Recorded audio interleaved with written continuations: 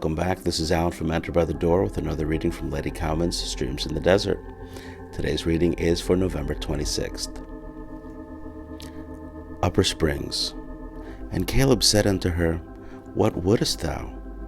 Who answered, Give me a blessing, for thou hast given me a southland. Give me also springs of water. And he gave her the upper springs and the nether springs. Joshua chapter 15, verse 18 and 19. There are both upper and nether springs. They are springs, not stagnant pools. There are joys and blessings that flow from above through the hottest summer in the most desert land of sorrow and trial. The lands of Asa were southlands lying under a burning sun and often parched with burning heat.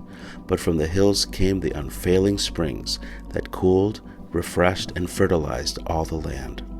There are springs that flow in the low places of life, in the hard places, in the desert places, in the lone places, in the common places.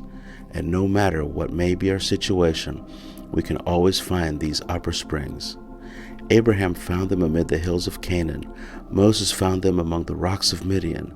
David found them among the ashes of Ziklag when his property was gone, his family's captive, and his people talked of stoning him. But David encouraged himself in the Lord. Habakkuk found them when the fig tree was withered and the fields were brown. But as he drank from them, he could sing, Yet will I rejoice in the Lord and joy in the God of my salvation. Isaiah found them in the awful days of Sennacherib's invasion, when the mountains seemed hurled into the midst of the sea, but faith could sing, There is a river whose streams make glad the city of God. God is in the midst of her. She shall not be moved.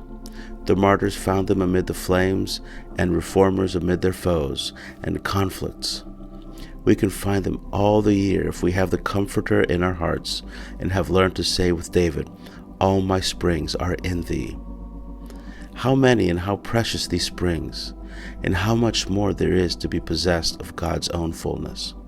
A.B. Simpson. I said, The desert is so wide.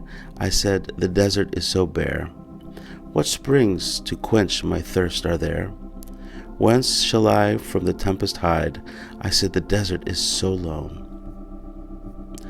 Nor gentle voice, nor loving face will brighten any smallest place. I paused or ere my moan was done. I heard a flow of hidden springs. Before the palms rose green and fair. The birds were singing all the air, did shine and stir with angels' wings. And one said mildly, Why indeed? Take over ancients thought for that. The morrow bringeth, see you not? The Father knoweth what you need. Selected. Thank you so much for joining us for this edition of Lettie Cowman's Streams in the Desert. Please join us for tomorrow's edition. Thank you so much, and God bless you.